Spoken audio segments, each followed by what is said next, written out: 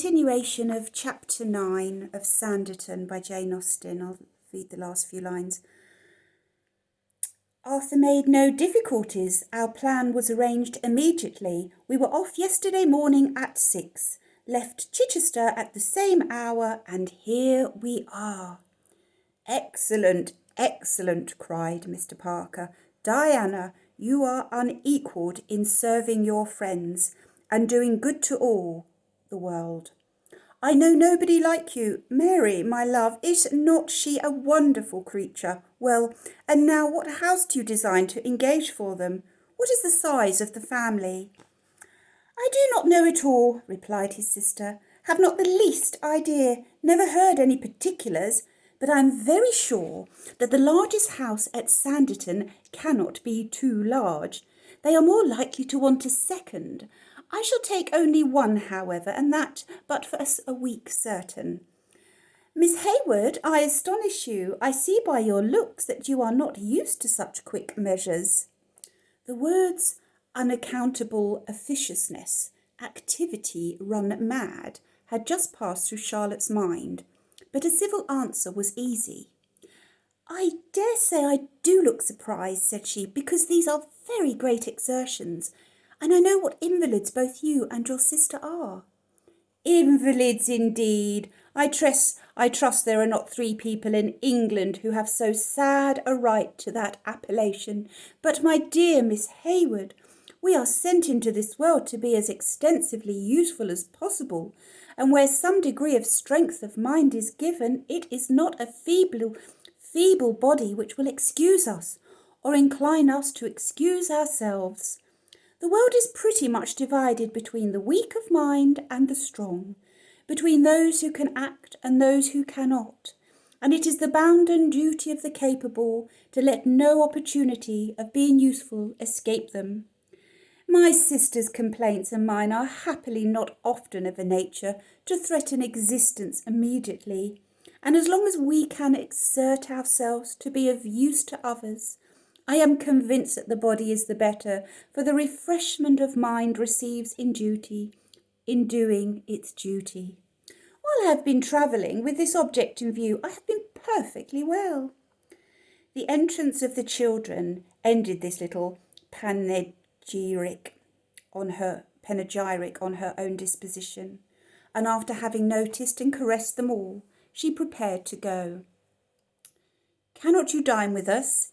Is not it possible to prevail on you to dine with us? Was then the cry, and that being absolutely negatived, it was, and when shall we see you again? And how can we be of use to you? And Mr. Parker warmly offered his assistance in taking the house for Mrs. Griffiths. I will come to you the moment I have dined, said he, and we will go about together. But this was immediately declined. No, my dear Tom, upon no account in the world shall you stir a step on any business of mine. Your ankle wants rest. I see by the position of your foot that you have used it too much already. No, I shall go about my house-taking directly. Our dinner is not ordered till 6, and by that time I hope to have completed it. It is now only 4:30. As to seeing me again today, I cannot answer for it. The others will be at the hotel all the evening, and delighted to see you at any time. But as soon as I get back, I shall hear what Arthur has done about our own lodgings, and probably, the moment dinner is over, shall be out again on business relative to them, for we hope to get into some lodgings or other, and be settled after breakfast tomorrow. I have not much confidence in poor Arthur's skills for lodging-taking, but he seemed to like the commission. I think you are doing too much, said Mr. Parker. You will knock yourself up. You should not move again after dinner. No, indeed, you should not, cried his wife, for dinner is such a mere name with you all that it can do you no good. I know what your appetites are.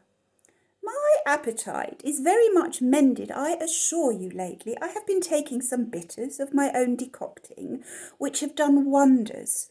Susan never eats, I grant you, and just at present I shall want nothing.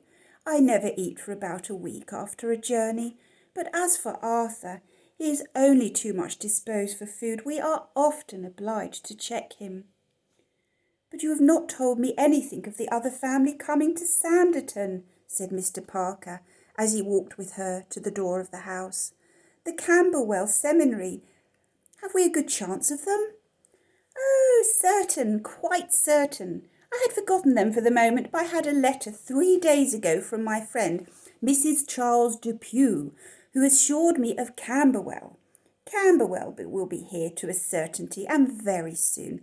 That good woman, I do not know her name, but being so wealthy and independent as Mrs. Griffiths, can travel and choose for herself. I will tell you how I got at her. Mrs. Charles Depew lives almost next door to a lady who has a relation settled lately at Clapham, who actually attends a seminary and gives lessons on eloquence and belles lettres to some of the girls.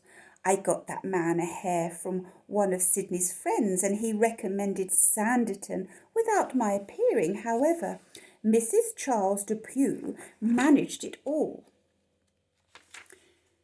End of chapter 9.